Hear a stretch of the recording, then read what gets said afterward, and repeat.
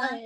河顶为安怎袂当搭爱用下过去？这有啥物典好，故？嘿，恁问这个迄个民俗吼，足好，足好的啦吼。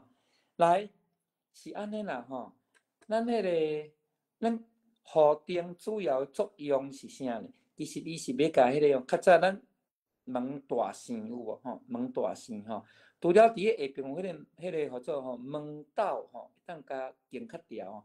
其实河顶还佫有镜调的作用啦吼。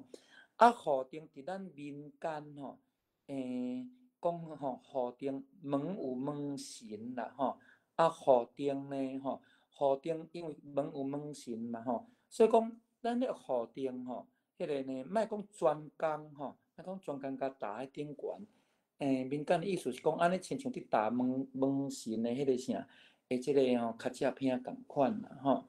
所以讲，迄个河顶吼，咱要经过当然是一定要下过，迄是绝对嘛吼。所以讲你高甲下过吼，下过安尼就好，你莫挑工的吼，莫挑工甲搭喺顶悬吼。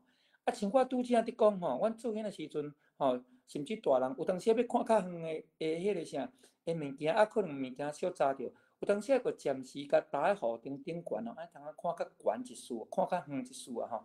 啊，像这都无要紧吼，咱毋免去学迄个啥，毋免去学迄个道理吼，安尼白死死吼。啊，讲到河顶，顶界嘛小开一条谚语吼，叫做掠猫。